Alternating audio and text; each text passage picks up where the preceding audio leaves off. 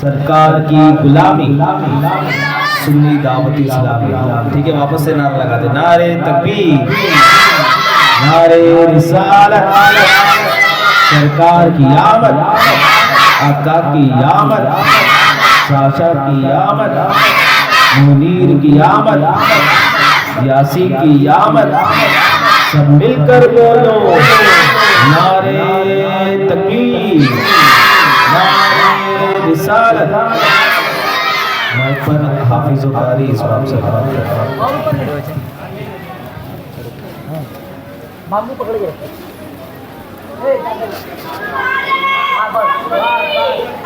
السلام علیکم ورحمۃ اللہ تعالی وبرکاتہ.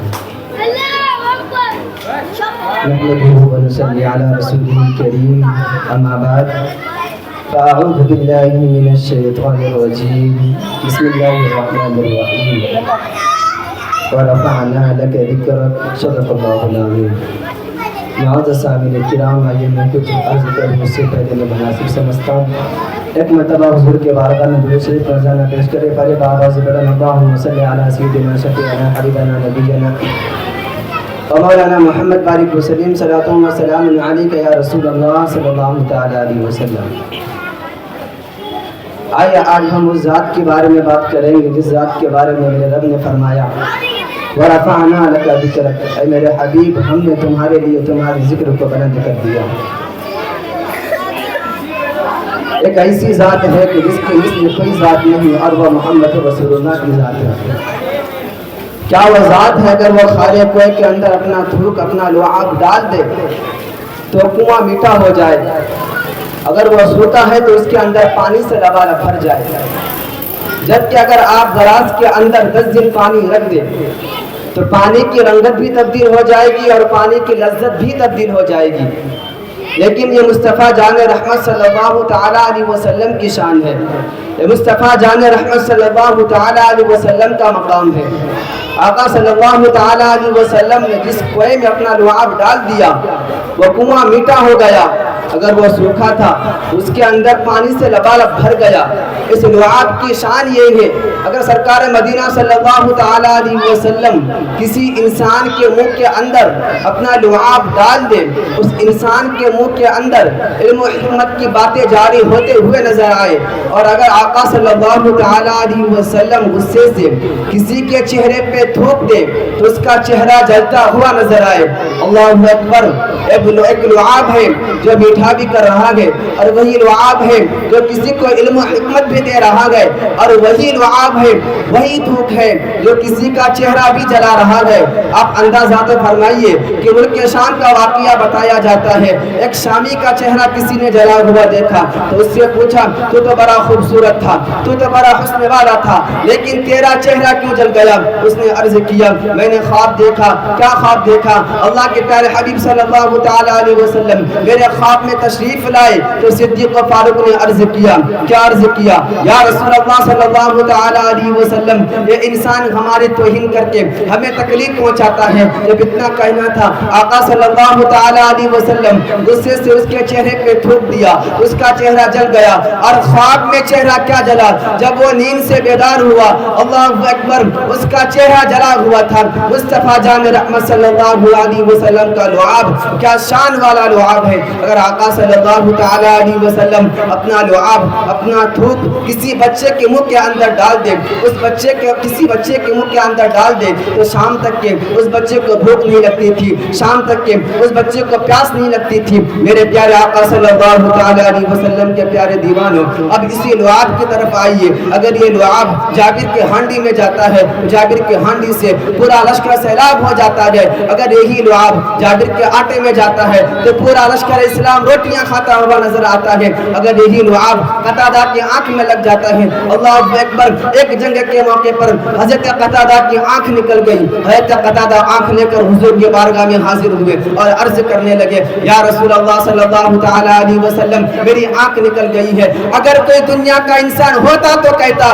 کہ آنکھ نکل گئی ہے تو حکیم کے پاس جا، آنکھ نکل گئی ہے تو ڈاکٹر کے پاس جا، اگر آنکھ نکل گئی ہے تو جڑی بوٹی موقع کا استعمال کر لیکن قربان جائے آقا صلی اللہ تعالی علیہ وسلم کی عظمت پر. اللہ اکبر. آنکھ نکل گئی ہے حضور نے, آنکھ نکل گئی ہے حضور نے آنکھ کا ڈھیلا ہاتھ میں لیا, لعاب لیا, قتادہ کے آنکھ میں لگایا, اس کے جگہ پہ رکھ دیا تو اپنے آپ جڑ گیا. ارے قتادہ کہتے ہیں کہ پہلے میں اس آنکھ سے جتنا دیکھتا تھا لعاب مصطفیٰ کی برکت سے اس سے زیادہ دیکھنے لگا.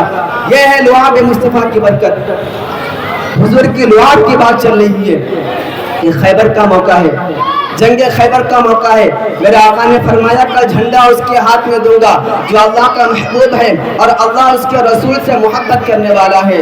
اللہ اکبر.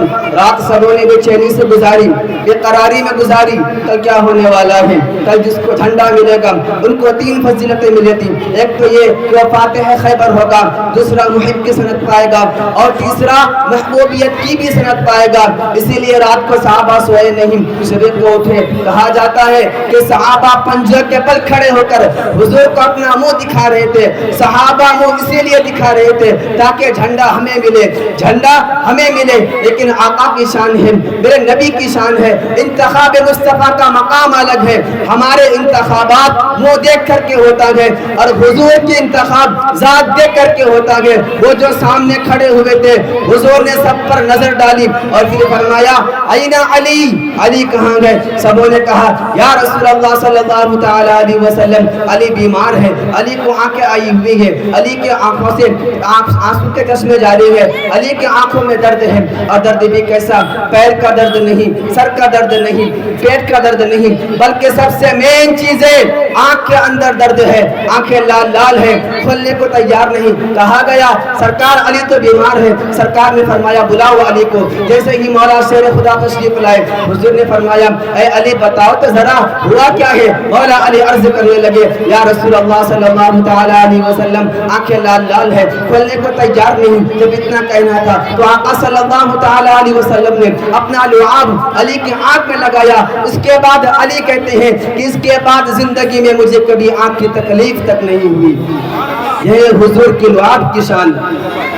جب حضور کی لعاب کی شان یہ ہے تو پھر حضور کے پسینے کے بارے میں کیا کہنا. آپ دیکھیں جائزہ لیں کہ دنیا کے اندر جتنے بھی بڑے سے بڑے خوبصورت ہے جب ان کو پسینہ نکلتا ہے تو بدبودار نکلتا ہے. جب ان کو پسینہ نکلتا ہے تو بے ترتیب نکلتا ہے. جب ان کو پسینہ نکلتا ہے تو جہاں ملتے ہیں وہاں سے نکلتا ہے اور نکل کر کے بہتا ہے اور کدھر بھی بہتا ہے.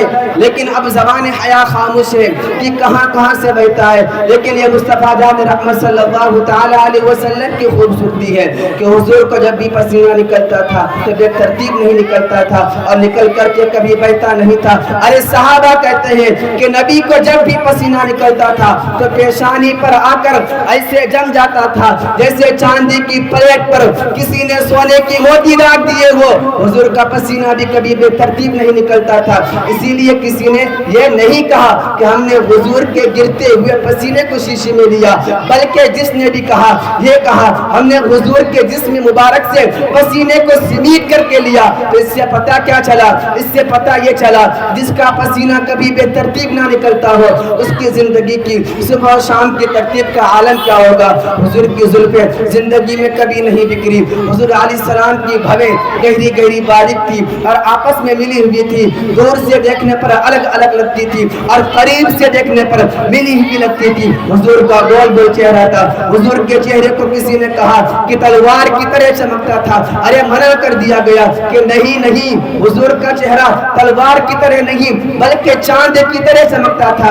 اسی لیے کہ تلوار لگوتری ہوتی ہے اور چاند گول ہوتا ہے. اسی لیے کہا گیا کہ چاند کی طرح چمکتا تھا. لیکن بات یہ کرنے چلا ہوں کہ حضور کی آنکھیں بھی تھی مگر ہماری آنکھوں کی طرح نہیں تھی. اتنی خوبصورت تھی, اس خوبصورتی کو کوئی بیان ہی نہیں کر سکتا. لیکن پیچھے دیکھتی تھی تو تحت الثری تک دیکھتی تھی, ارے اوپر دیکھتی تھی تو لوح محفوظ کے تحریروں کو پڑھ لیا کرتی تھی. حضور کی ہاتھوں کی شان شان یہ ہے میرے امام فرماتے ہیں کہ ہاتھ جس سمت اٹھا غنی کر دیا موج بحر سماعت پہ لاکھوں سلام. حضور کی ہاتھوں کی شان یہ ہے کہ جب بھی پیاسوں نے آ کر کہا یا رسول اللہ پیاس لگی ہے پینے کے لیے پانی نہیں ہے تو حضور کے انگلیوں سے پانی کے چشمے جاری ہو گئے. میرے امام بریلی سے پکار اٹھتے ہیں کہ انگلیاں گئے فیض پر ٹوٹیں گے پیاسے جھول کر ندیاں پنجاب رحمت کی ہے جاری واہ واہ. ہاتھوں کی شان یہ پیروں کا مقام یہ دھیان سے سنیے گا میرے نبی کی پیروں کا مقام یہ ہے. اگر حضور صلی اللہ تعالی علیہ وسلم اپنا پیر مٹی پر رکھتے ہیں تو پیر کا نشان نہیں پڑتا لیکن جب پتھر پر رکھتے ہیں تو پیر کا نشان پڑ جاتا ہے. حضور کی ہاتھوں کی شان یہ ہے اگر حضور کسی درخت کو اشارہ کر دے تو درخت جھومتے ہوئے حضور کے بارگاہ میں حاضر ہو جائے اور پھر اشارہ کرے تو واپس چلی جائے. میرے آقا صلی اللہ تعالی علیہ وسلم پر پتھر درود و سلام پڑھتے ہیں میرے آقا پر درخت درود و سلام پڑھتے ہیں. میرے نبی نے یہاں تک فرمایا کہ بچپنے میں اپنے ابی جان کے ساتھ مدینہ شریف آیا تھا تو اس وقت مجھے جو پتھر سلام کیا کرتے تھے میں ان کو آج تک پہچانتا ہوں. حضور کو جنہوں نے سلام کیا فرمایا آج تک پہچانتا ہوں. جو پتھر کا سلام سنے اسے محمد رسول اللہ کہتے ہیں. جو خارے کوئی کو میٹھا کر دے اسے محمد رسول اللہ کہتے ہیں. جو مردوں میں جان ڈال دے اسے محمد رسول اللہ کہتے ہیں. جو جابر کے کٹی ہوئی بکری پر ہاتھ رکھ کے زندہ کر دے اسے محمد رسول اللہ کہتے ہیں. جو بیمار پہ ہاتھ رکھ کے شفا دے دے اسے محمد رسول اللہ کہتے ہیں. جو آسمانوں پر جائے اسے محمد رسول اللہ کہتے ہیں. جو جبرائیل کے آگے جائے اسے محمد رسول اللہ کہتے ہیں. اور جس کا سفر سبحان الذی اسرا ہو جسے قرآن بیان کرے اسے محمد رسول اللہ کہتے ہیں. جس کا چلنا لا اقسم بهذا البلد ہو اسے محمد رسول اللہ کہتے ہیں. اور جس کا ما زاغ البصر وما طغى جس کا دیکھنا ہو اور جسے قرآن بیان کرے اسے محمد رسول اللہ کہتے ہیں. والنجم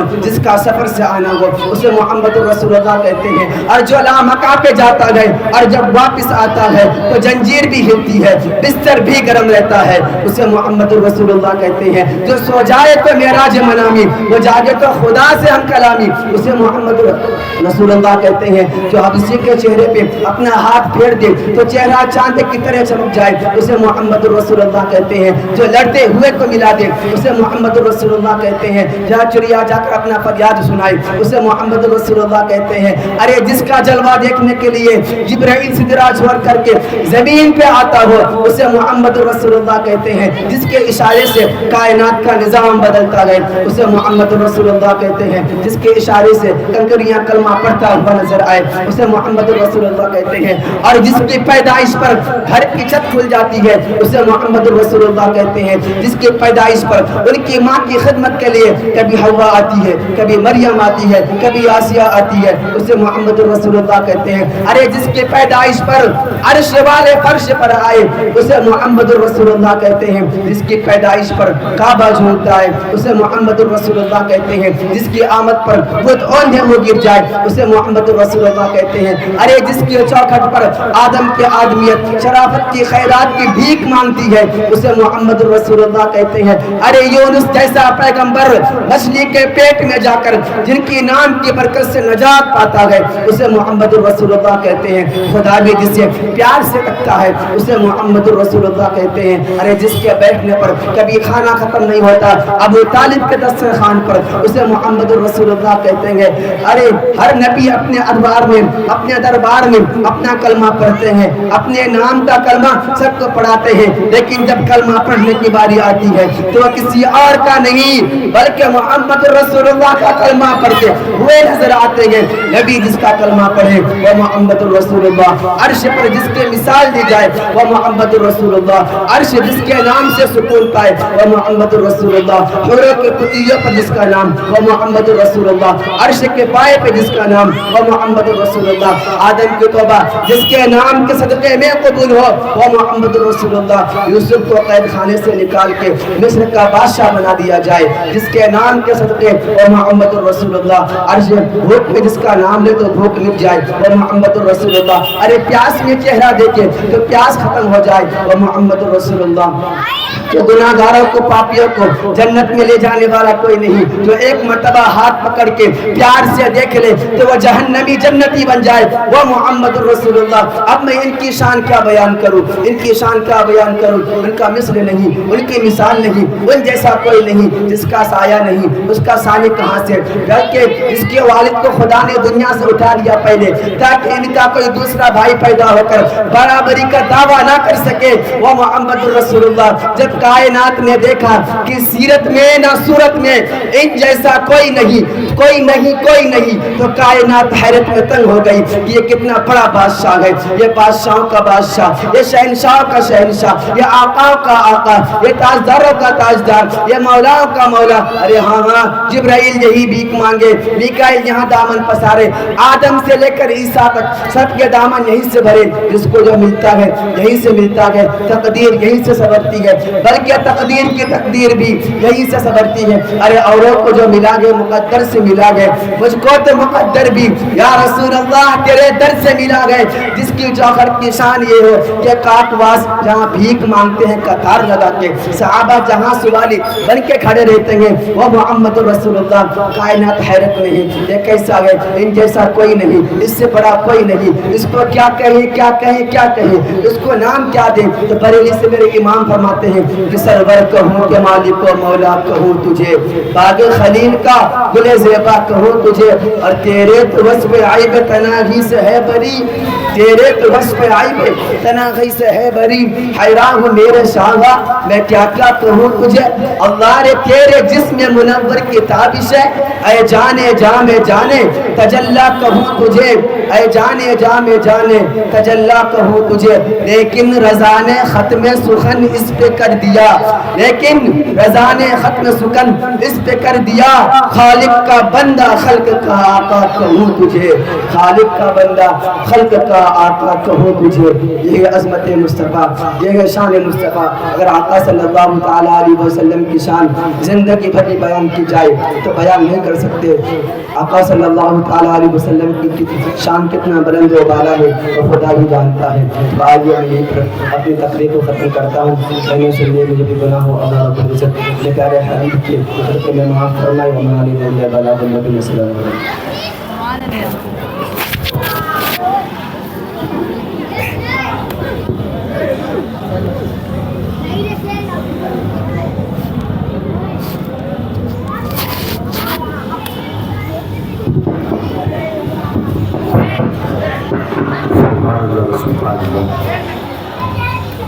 हैरत की बात यह है कि इतना वलवला अंगेज़ और इतना बेहतरीन इल्म वाला किताब हमने समाप्त फरमाया, लेकिन मजमे में से किसी एक ने भी नारा नहीं लगाया। मेरा माइक तो बंद था और मैं ज़्यादा ज़ोर से चिल्ला नहीं सकता, मेरी थोड़ा सा आवाज़ का प्रॉब्लम है, लेकिन आप तो नारा लगा सकते हैं ना। लगाइए, कोई तो एक लगाइए। कोई आशिक नहीं है यहाँ पर?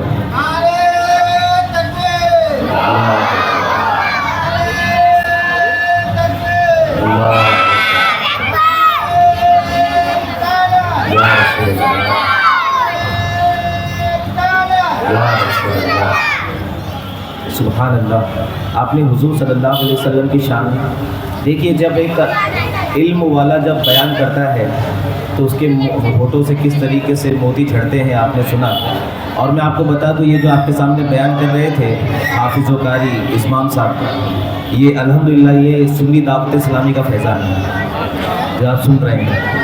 अल्हम्दुलिल्लाह हमारे जितने भी मकतब होते हैं जहाँ पर हाफिज़ कारी आलिम ये सारी जो अल्हम्दुलिल्लाह कोर्स होते हैं, उसके अंदर बयान करना भी सिखाया जाता है कि किस तरीके से लोगों के सामने बयान करना है। और आपके सामने अल्हम्दुलिल्लाह इस कदर उन्होंने बयान किया है कि मेरा तो मन कर रहा था कि वो बोलते जाए और हम सुनते जाएं। इंशाअल्लाह वो तो अभी यही रहेंगे, तो उनको सुनने का मौका हमें बार बार मिलता रहेगा। आप दुआ करें कि अल्लाह इनके इल्म में और बरकत अता फरमाए। अभी आपके सामने नात रसूल सल्लल्लाहु अलैहि वसल्लम पढ़ने के लिए दावत दूँगा इस्माइल नूरी को कि वो आपके सामने आए, नात शरीफ हम सबको सुनाएं। और ये बच्चे बहुत परेशान कर रहे हैं, मैं आपको बता दूँ। अगर आज के लिए सिर्फ आज के लिए, कल से अगर मुझे परेशान करेंगे चलेगा। अल्हम्दुलिल्लाह हम लोग जो यहाँ इज्तिमा करते हैं ना, उसमें बच्चे परेशान करेंगे तो मैं परेशान नहीं होता हूँ। लेकिन जब कोई बाहर से आने वाला है और उसके सामने अगर उसको परेशान करेंगे तो मुझे परेशानी होगी, है ना। तो बच्चों को कंट्रोल करने के लिए यहाँ पर जो इतने लड़के खड़े हैं, उसमें से अगर सिर्फ 3-4 लड़के अगर संभाल लेना तो इंशाल्लाह बहुत आराम से इज्तिमा हो जाएगा, है ना। और बहुत अनकरीब इंशाल्लाह इमरान नूरी साहब भी यहाँ पहुँचने में, वो जैसे आएंगे तो हम उनको बिठा देंगे। अभी आपके सामने इस्माइल नूरी साहब।